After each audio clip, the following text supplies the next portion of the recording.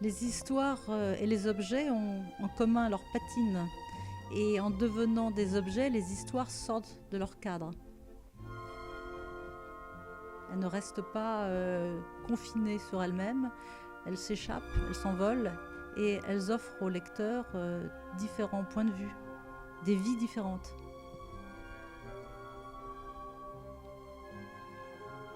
Lola, c'est une histoire qui rencontre une autre histoire. Invitée à Vienne par My Art, en résidence d'artiste, je suis arrivée en Autriche le 7 août 2012 avec les carnets dans lesquels je note des phrases courtes ou des dessins rapides, comme avant je faisais des photos. J'avais dans ma valise un manuscrit et un violon dans la main. L'histoire de Lola était là, dans le texte, le manuscrit, et dans la boîte à violon. Elle a croisé mon aventure d'un été à Vienne. Lola, c'est mon professeur de violon, elle existe. C'est une personne qui est vraie, qui a croisé ma vie. Accusée d'avoir tourné des films porno, d'avoir des rôles importants dans des films porno, elle avait perdu sa place au conservatoire.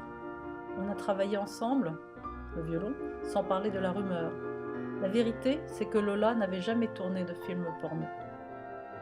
C'est une histoire courte, une banale petite injustice.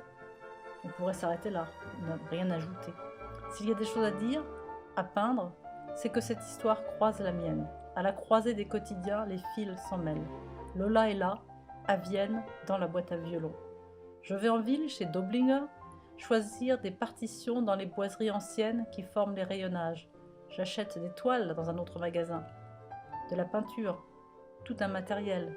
Je pose les partitions de violon sur le chevalet, dans l'atelier. La première toile sort, c'est le Bösendorfer.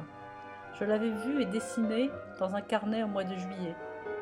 Un dessin dans un carnet, concert à Hermelin, à côté de la princesse russe, une pianiste. Le Bösendorfer, c'est un mythe. On l'imagine grand, noir et laqué. En général, c'est ainsi qu'il se présente. Impressionnant.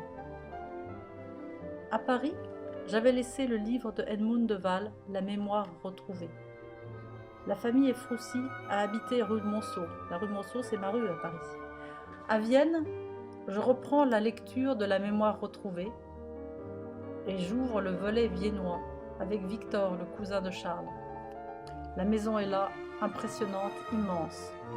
Une place, un ring porte encore le nom de Karl Lueger, le maire antisémite de Vienne qui a vécu à la même époque. Un exemple pour Hitler.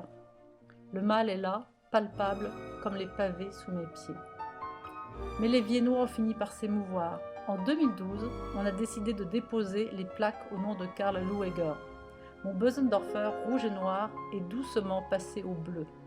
Lola ne se soucie ni de rumeurs ni de renommée, elle compose au loin des histoires en musique et le 8 septembre, j'ai refermé ma boîte à violon sur les notes qu'elle m'a laissées.